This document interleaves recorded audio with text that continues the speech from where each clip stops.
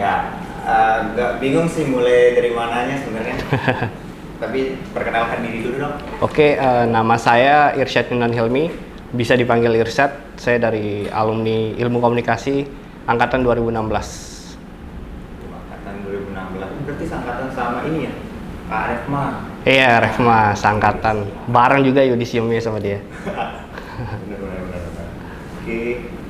Ya, Kak Irsyad, Bang Irsyad atau Mas Irsyad nih biar enak aja. Siapa-siapa ya, Irsyad Oke, juga siap, boleh lah. Irsyad ya? Iya. Oke. Mana-mana boleh aja lah. Siap. Ini mungkin ada sedikit pertanyaan sebenarnya dari kita yang pengen kita tahu, pengen kita kulik nih soal Kak Irsyad. Iya. Kak Irsyad ini sebenarnya siapa sih? Nah, pengen tahu. Siap. Mungkin untuk pertanyaan pertama, kenapa nih pilihan Kak Irsyad itu bisa jadi di majalah Tempo untuk dianalisisnya? Kan masih banyak nih majalah-majalah lain yang bisa diteliti. Oke. Alasan untuk mengambil majalah Tempo yaitu yang pertama, kita melihat dari sejarah Tempo dulu kan. Majalah Tempo ini telah lama berdiri. Nah, majalah Tempo ini juga telah 2 kali dibredel oleh pemerintahan Orba pada saat itu. Dia mengkritik yang pertama itu tentang Soeharto yang korupsi, dan yang kedua, bukan tentang yang korupsi. Yang pertama itu tentang Golkar. Dia mengkritik Partai Golkar. Nah, kebetulan kan dari Presiden Soeharto itu yaitu dari Golkar, dan yang kedua itu dia mengkritik tentang pembelian kapal tempur waktu itu yang bisa dikatakan itu korupsi gitu pada saat itu. Nah, yang alasan yang kedua yaitu karena majalah Tempo ini dalam sampulnya itu membuat ilustrasi-ilustrasi yang dimana terdapat makna yang tersendiri gitu. Nah, di makna-makna ini juga majalah Tempo mengkritik tentang pemerintahan melalui karya-karyanya, karya ilustrasinya. Nah, di sini juga majalah Tempo ini juga dia mempunyai visi yaitu tetap berdiri sendiri tanpa diganggu siapapun gitu.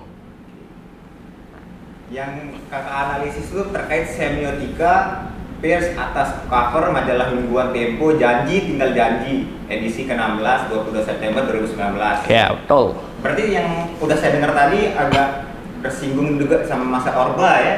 Iya. Nah, yang kita tahu kan agak sensitif sebenarnya membahas terkait seperti itu. Iya, benar. Pertimbangan dari Kak Irsyad sendiri nih, yang benar-benar sampai mutusin, saya bakal ngambil cover Tempo ini deh, yang bakal saya analisis. Nah, itu sebagai bahan penelitian tuh seperti apa sih sebenarnya pertimbangan? Oke, untuk bahan pertimbangan yang pertama itu kita melihat dari pada saat itu kan, kebetulan saya 2019 baru mengambil judul. Pada saat itu majalah Tempo ini adalah majalah yang Janji Tinggal Janji ini, di mana majalah ini kontroversi di masyarakat, di mana banyak masyarakat yang menilai bahwa cover majalah Tempo ini adalah bentuk penghinaan terhadap kepala negara, yaitu Presiden Jokowi. Nah, namun setelah saya baca, searching dan melihat berita-berita, banyak juga yang mengatakan salah satunya itu dosen dari ITB, yaitu Fakultas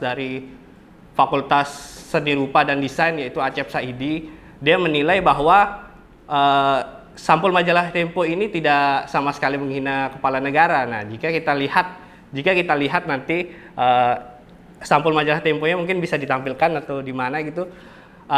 Di situ kita bisa melihat ada 2 gambar yang sangat terlihat jelas, yaitu gambar Jokowinya dan gambar bayangannya. Nah, di situ dia menilai, dosen ini menilai bahwa sampul majalah ini tidak sama sekali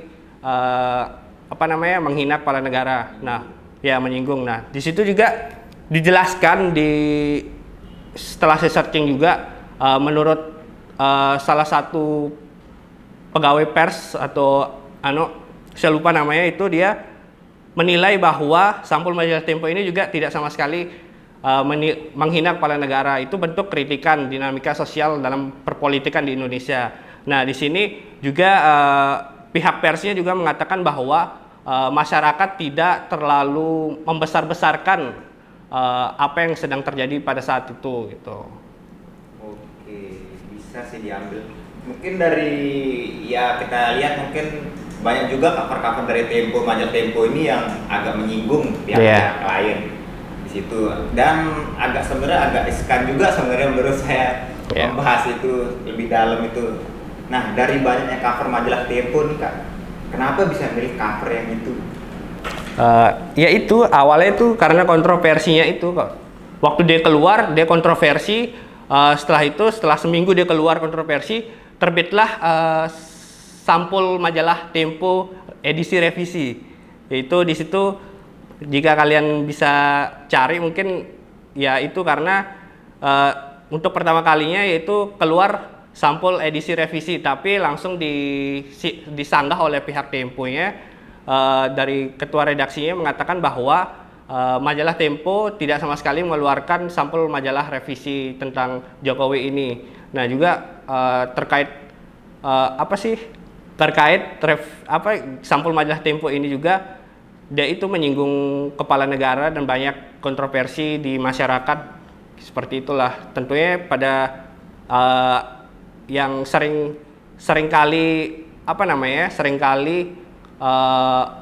yang mengatakan bahwa kayak relawannya Jokowi lah gitu kita sebutkan, dia seringkali mengatakan bahwa ini adalah bentuk penghinaan terhadap kepala negara gitu. Ya, menurut saya sih juga kayak saya melihat juga gambarannya cover Tempo itu juga seperti membuat stigma masyarakat yang lain juga beranggapan bahwa presiden itu iming-imingnya dari masa Orba, penerus Orba dan lain-lain. Seperti itu sih, takutnya akan menyinggung pihak-pihak lain juga. Ya. Nah, di sini menurut kakak nih, dari skripsi yang kakak tulis ini, apa sih yang sebenarnya mau kakak sampaikan atau perlihatkan kepada masyarakat atau orang-orang dosen? Oke, dari skripsi saya ini yang ingin saya perlihatkan bahwa sebenarnya sampul majalah Tempo ini tidak sama sekali menghina jika kita melihat dari sebuah teori ya, teori semiotika. Di sini tidak sama sekali menghina kepala negara karena sudah sangat jelas bahwa gambar tersebut ada dua gitu. Yang pertama bentuk Jokowi yang hidung panjang dari bayangannya, dan yang kedua itu secara jelas bentuk muka wajah Jokowi yang sedikit ya mata tertutup dan bibir yang sedikit dimajukan atau bucung lah kayak gitu kan. Itu mungkin ada makna di balik penggambaran itu gitu. Oke, Kak Iksyah. Ya. Untuk penelitian ini berapa lama sih waktu yang kakak butuhin untuk mengumpulin data-data semuanya? Kan kita tahu yang namanya skripsi itu data yang benar-benar harus teliti, valid, gitu. Untuk penelitiannya sih saya mulai penelitian tuh dari bulan Januari kayaknya. Ya, dari Januari sampai bulan Mei. Itu sekitar berapa bulan ya? Januari, Februari, Maret, April, Mei, 5 lah, sekitar 5 bulan lah kayak gitu. Tergantung kitanya sih mengerjakan skripsinya, tapi apakah kita rajin atau tidaknya kan? Apakah kita malas kayak gitu? Kalau malas ya nggak bakalan lulus lah kayak gitu. Siap. Mungkin kan ini yang menarik juga dari sekian banyak teori semiotik. Kenapa memilih memakai teori semiotika Charles S. Peirce? Oke, penggunaan Charles Sanders Peirce ini karena di dalam teorinya itu yang udah saya pelajari yaitu teori yang paling terkenalnya itu segitiga makna, di mana segitiga makna ini saling berkesinambungan pokoknya dia menyatu setelah di segitiga makna ini ntar di situ ada sign itu tanda, ada objek dan ada interpretan. Nah, di mana sign ini adalah jika kita melihat dalam sampul majalah Tempo tadi sama dengan penelitian saya itu, sign-nya itu adalah sampul majalah Tempo-nya itu sendiri. Nah, objeknya itu adalah penggambaran dari Jokowi tersebut, dan interpretan tuh apa sih menurut kita sebagai orang yang melihat sampul majalah itu, apa sih sebenarnya makna sampul dari majalah ini. Nah, itu dari ketiganya itu di situ ada penurunan teori dari Peirce, yaitu dari sign, semisal ada sin sign, legi sign, koalisi sign di situ. Nah, dari objeknya itu ada icon, ada indeks sama simbol. Nah, untuk dari interpretannya ini juga ada turunannya juga, yaitu ada argumen, lagi lupa sih, lagi ada 2 sih sebenarnya. Jadinya dia mempunyai turunan tuh 9. Nah, setelah itu dari turunan-turunannya ini nanti pers juga mengkombinasikan tanda-tanda ini menjadi 10. Nah, di situ karena mengapa saya ngambil pers ini karena saya menilai bahwa teori ini cocok nih untuk penelitian saya, cocok untuk diterapkan pada sampul majalah Tempo karena banyak persepsi-persepsi dari masyarakat yang menilai bahwa sampul majalah Tempo ini menghina kepala negara gitu. Nah, dari situ dari teori-teori ini juga saya bisa mengungkapkan fakta yang ada gitu. Oh iya sih, persepsi-persepsi itu sebenarnya yang harus kita ubah, jangan. Yeah. Wah, kebanyakan juga masyarakat kan mengambil satu arti gitu, padahal sebenarnya maknanya beda-beda. Iya gitu sih kan. sebenarnya. Itu sih yang harus kita ubah sebenarnya. Oke Kak, kita balik ke pertanyaan yang sebelumnya untuk data penelitian nih. Pasti kan kita dalam menyusun skripsi itu pasti punya target tertentu yang kita butuhin untuk pengumpulan data. Ya.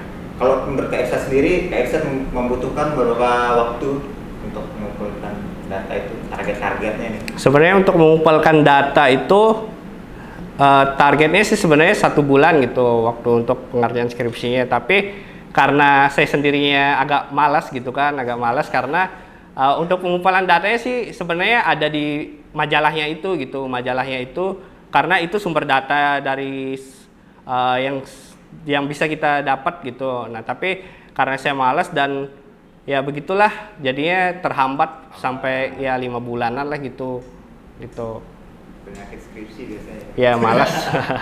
Sebenarnya kakak ini setuju nggak sih sama desain makna dari cover Tempo janji tinggal janji ini yang kakak usung ini? Sebenarnya jika saya sudah penelitian saya setuju gitu. Karena apa? Karena bentuk dari penggambaran Jokowi ini ya memang itu faktanya, fakta yang sebenarnya gitu. Yang dimana tahun 2014 itu pernah Jokowi mengucapkan berjanji akan menguatkan satu lembaga ini. Nah, janjinya ini sebuah prioritas dari janji kampanye yang dicanangkan oleh Jokowi pada saat itu yang bersama Yusuf Kala. Nah, janji prioritas ini juga dicanangkan dalam kampanye akbarnya, yaitu kampanye Nawacita, yang dimana di sini banyak janji-janji prioritas dari Jokowi. Nah, namun di akhir dari periodenya yang pertama itu Jokowi itu melupakan janjinya gitu. Banyak para aktivis KPK atau yang aktivis anti korupsi mengatakan bahwa Jokowi ini telah melupakan janjinya gitu. Janjinya yang dimana ingin mengeluarkan KPK. Nah, di sini juga kita bisa melihat bahwa undang-undang KPK ini yaitu yang kontroversi dan menggambarkan Jokowi seperti itu karena banyak sih sebenarnya permasalahan-permasalahan di situ, seperti salah satunya itu terpilihnya Jenderal Firly sebagai ketua KPK. Ya, di situ di dalam majalah Tempo itu juga menggambarkan bahwa Jokowi dan para pemerintahan di sana di istana mendukung gitu, tidak mendukung, tidak mempermasalahkan calon KPK. Nah, salah satunya itu Jenderal Firly ini karena dia bermasalah seperti itulah. Oke. Nah, kalau untuk pertimbangan tadi kan sudah kita tanyain. Ya. Nah, sempat ragu nggak nih untuk milih cover Tempo nih? Nah, karena cover ini sempat menjadi pro kontra nih, seperti kita bahas tadi di masyarakat. Apa Kak Irsa sendiri nggak takut juga skripsinya kakak ini bakal menyinggung pihak-pihak dari Jokowi? Kalau ragu atau enggaknya sih awalnya tuh saya sedikit ragu sih sebenarnya karena belum terlalu memahami sih sebenarnya apa sih semiotika kayak gitu kan. Tapi setelah saya jalanin, setelah membuat proposal, kayak ini skripsi ini menarik gitu untuk dilanjutkan karena cover ini kan kontroversi gitu di masyarakat. Nah, saya pengennya nanti setelah jadi masyarakat tuh tahu, oh sampul majalah Tempo ini ternyata tidak menghina kepala negara gitu. Ternyata sampul majalah Tempo ini ada makna-maknanya tersendiri. Kenapa dia dibuat seperti itu? Nah, kenapa dia dibuat seperti itu? Karena ada permasalahan-permasalahan sebelumnya gitu. Ada fakta-faktanya yang udah terjadi gitu. Ya banyak orang bilang juga tanpa kita coba ya kita nggak bakal tahu. Iya sih sebenarnya. Oke. Di balik banyaknya cover Tempo yang kontroversi ini kan ada sosok Kendra Paramita nih Ya. sebagai ilustratornya Tempo. Nah, yang dianggap sebagai sosok yang paling dijaga nih, benar-benar dijaga oleh Tempo nih. Ya. Menurut kakak sendiri sejauh apa sih kakak mengetahui sosok Kendra Paramita ini? Apa ya, Kendra Paramita itu seorang ilustrator yang saya kagumi karena karya-karyanya yang bisa menyinggung pemerintah tapi tidak penghinaan gitu, tidak membentuk penghinaan. Dia menyinggung pemerintah dari karya-karyanya gitu. Di balik karyanya itu kita bisa mikir apa sih maknanya dari yang dibuat dari Kendra ini, apa sih sebenarnya gitu.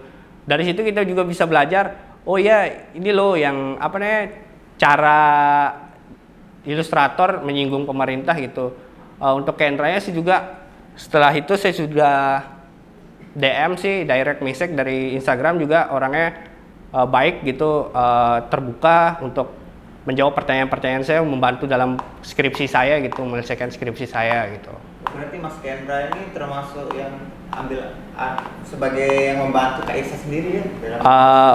Iya sih, ada membantunya karena saya pengen menanyakan sih apa sih maksudnya, tapi dari jawabannya dia itu saya gabungkan dengan fakta-fakta yang sebenarnya yang ada gitu, yang sudah ada dari misal dari berita, dari artikel berita dan segala macam gitu.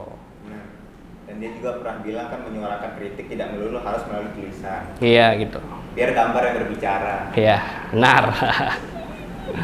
Iya, Kak Irsa, gimana kesibukan selanjutnya? Kesibukan selanjutnya sih sebenarnya ya gini-gini aja lah kehidupan. Santai. Ya masih santai lah. Iya deh Kak Irsa, terima kasih udah ngeluangin waktu buat kita. Ya, sama-sama. Oh,